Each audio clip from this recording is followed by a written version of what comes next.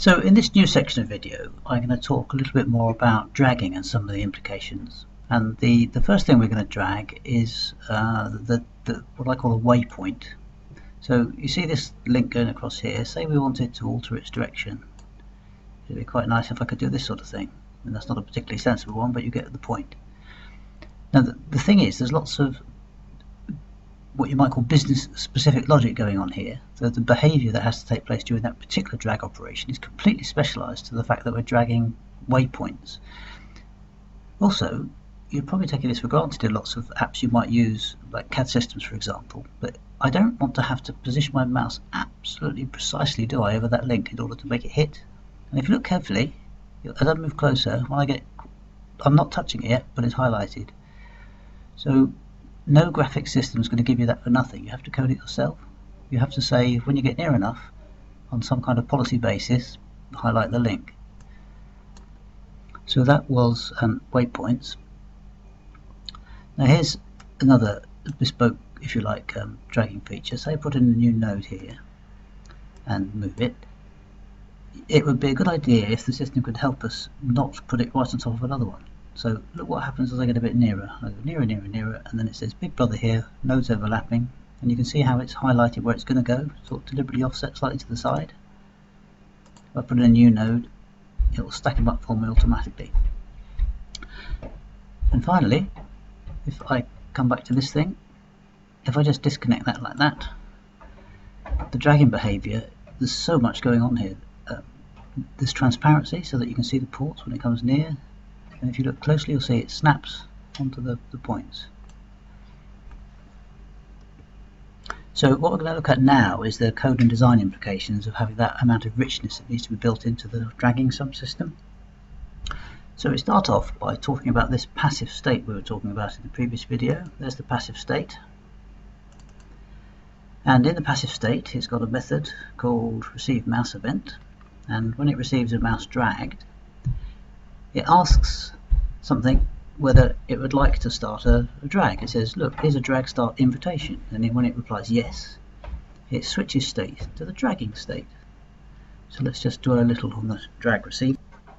So here's our drag receiver, and there's the method we spoke about just now, drag start invitation. And it implements a precedence model so that it can, if things are lying on top of each other, it can choose the right thing. And it will say things like, if the current hovered item, which was what the passive state has told it was being hovered over when the drag started, start a symbol drag.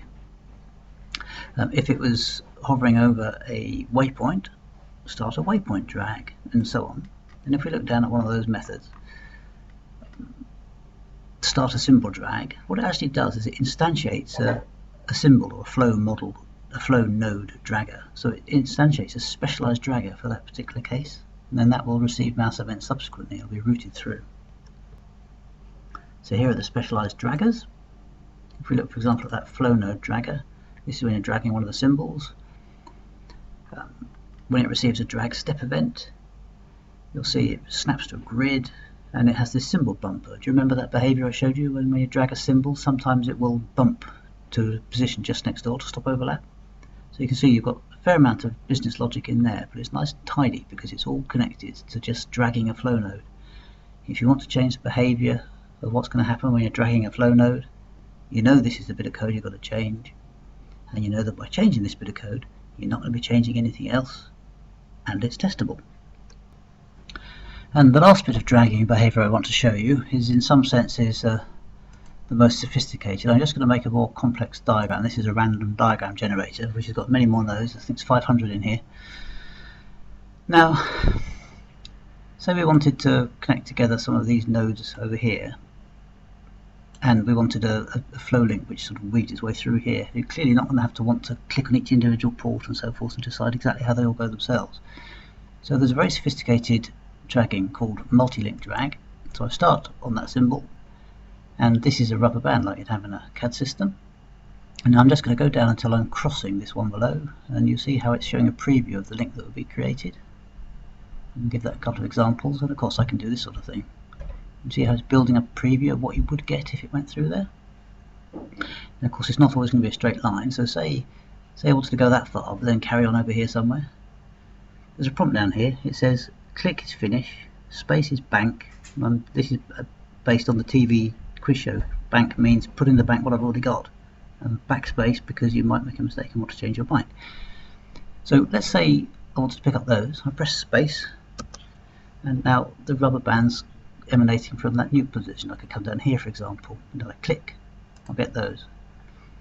And you see it's implemented a sort of what you might call a policy about how to connect up. It's chosen particular ports, and it's put dog legs in so that the links are nice and tidy at right angles.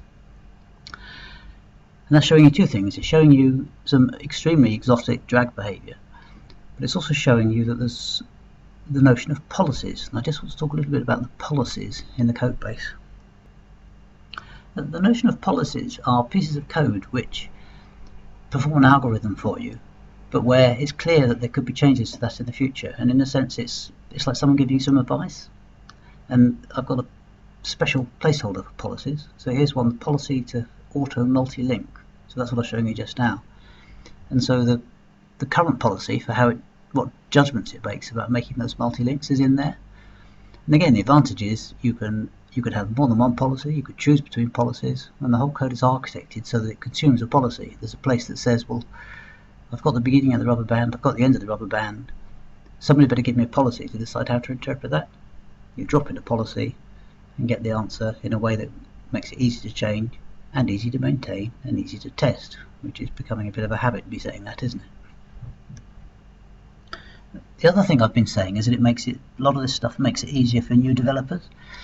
And I think a fair challenge is, well, if somebody came into a project, how on earth do they know how this all works? And in my opinion, one of the pieces of documentation that's most often missing from a project, particularly one that's been done in a fairly agile fashion, is design documentation. And we need to find a solution to this which keeps us agile, but provides design documentation close to the code. And all professional programmers are used to automatic code documentation systems like Doxygen for Java, JavaDoc. But I want to show you what I've done with JavaDoc for package documentation, which is not quite so often used. You'll see, for example, there's a package info.java in here, which is a special format of comments. But when I run JavaDoc, I get my doc directory, which has got all the automatically generated HTML in. When I open up that HTML file, I get a package browser, and this shows me for each of the package and the second tier and third tier packages and so forth, the first sentence of that string. And if I were to navigate down, I then get the full description.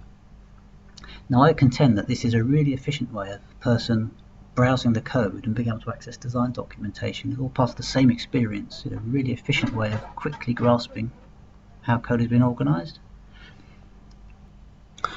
So once again, I'm going to call this call it a day on this section of the video, in the interest of each piece not getting too long. With any luck, you're listening to this because you saw the first one and you moved on to the second one, and I can have a reasonable hope that you might move on to the third bit. My contact details are there again. See you soon.